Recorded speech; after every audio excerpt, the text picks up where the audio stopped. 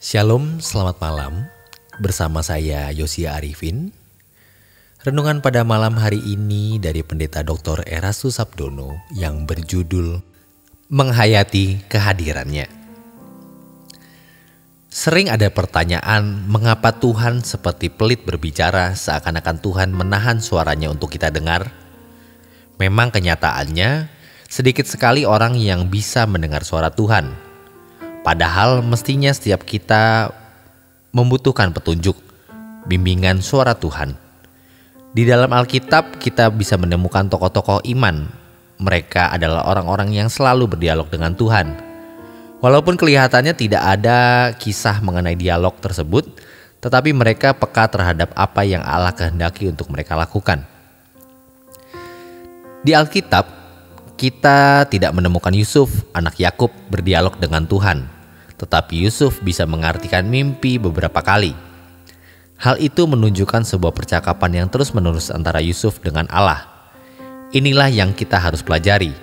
Ini kabar baik karena kita diperkenankan untuk bergaul dengan Allah semesta alam yang menciptakan langit dan bumi. Betapa luar biasanya menjadi anak bagi Allah yang menjadi Bapa bagi kita. Dan Bapa juga berkenan berinteraksi, berdialog dengan kita. Satu hal yang kita harus percaya dan terima bahwa Allah itu hidup, hadir dan nyata. Di dalam Ibrani 11 ayat 6 firman Tuhan mengatakan tetapi tanpa iman tidak mungkin orang berkenan kepada Allah. Sebab barang siapa berpaling kepada Allah, ia harus percaya bahwa Allah ada dan bahwa Allah memberi upah kepada orang-orang yang sungguh-sungguh mencari Dia. Allah itu ada, hidup, dan maha hadir. Kita harus mempercayai keberadaan Allah dengan segenap hati, segenap jiwa kita. Seluruh indera, seluruh saraf kita harus dicengkeram oleh keyakinan terhadap keberadaan Allah. Bagaimana kita bisa dicengkeram oleh kehadiran Allah? Maka jiwa kita harus dicengkeram oleh kehadiran Tuhan, sehingga secara otomatis kita dipercaya dan menghayati mengenai keberadaan Allah. Kita harus melatihnya, salah satunya dengan cara selalu merenungkan dan menghayati keberadaan Allah. Kita memancing jiwa dan seluruh indera kita untuk menghayati kehadiran Allah. Kita katakan Allah hidup, Allah maha hadir, Allah ada, Allah nyata. Kita perkarakan terus sampai kita tidak perlu mengatakan lagi karena seluruh saraf kita sudah tercengkerami oleh Tuhan. Sulit untuk tidak percaya Allah tidak ada. Kita akan sangat yakin bahwa Allah itu ada. Mari kita melatihnya. Meskipun kedengarannya konyol, jadi seperti anak-anak, tetapi ini latihan yang harus kita lakukan. Allah ada, nyata, dan hadir. Perkatakan terus, agar kita menghayati dan semakin yakin keberadaannya. Kenyataannya banyak orang yang tidak percaya atau setengah percaya Allah itu ada, sampai mereka tidak bisa percaya kalau Allah itu ada. Buktinya banyak orang Kristen sembarangan dalam berperilaku, berbicara, dan bertindak. Hal ini menunjukkan bahwa mereka tidak yakin Allah ada dan hadir.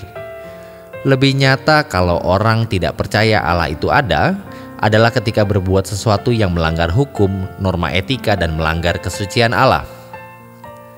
Kita harus mengakui, menyadari dengan sepenuhnya bahwa kita masih melakukan hal-hal yang tidak pantas, serta tidak ada perasaan takut akan Allah. Penyebabnya karena kita tidak menghayati keberadaan atau kehadiran Allah. Refleks emosi kita seringkali tidak menunjukkan bahwa Allah itu hadir. Sedikit tersinggung, kita mengamuk dan melakukan hal yang melukai orang lain. Selain refleks emosi, juga terpancar dari refleks dalam ketersinggungan, bohong, sombong, dan sebagainya. Begitu ada kesempatan untuk menyombongkan diri, dengan mudah kita bersikap sombong. Dalam percakapan, begitu ada kesempatan mengangkat diri, meninggikan diri, dan refleks kita melakukannya. Itulah refleks-refleks dosa yang kita alami dan kita lakukan. Kita sudah mengalami dan melakukan hal-hal tersebut selama bertahun-tahun. Belum lagi refleks-refleks dosa yang lainnya. Oleh sebab itu, agar kita bisa belajar mendengar suara Tuhan, karena sebenarnya Tuhan tidak pelit berbicara, pasti Ia akan berbicara kepada kita. Hendaknya kita mulai dulu dari menghayati keberadaan Allah, menghayati kehadiran Tuhan di dalam hidup kita. Perintahkan jiwa kita untuk menghayati bahwa Allah itu hidup, hadir, dan nyata. Mari kita menaruh Tuhan di depan mata kita. Kita harus belajar memerintahkan jiwa dan seluruh saraf kita untuk mengakui bahwa Allah itu ada, hadir, dan nyata. Ucapkan kalimat itu di dalam hati. Bahkan jika perlu, kita juga bisa mengucapkannya di bibir. Tidak perlu sampai terdengar oleh orang lain, tetapi setidaknya telinga kita bisa mendengar suara kita. Allah ada di sini. Allah Maha Hadir. Jika kita meyakini itu, dampaknya kepada hidup kita adalah kita menjadi kudus. Kita juga bisa membangun takut akan Allah secara proporsional. Kita menjadi tidak sembarangan dalam berperilaku, baik di tempat tertutup, tempat terbuka, bahkan di balik pintu sekalipun. Kita takut akan Dia dan kita menjaga kesucian hidup kita. Demikian renungan pada malam hari ini. Selamat beristirahat. Tuhan Yesus memberkati.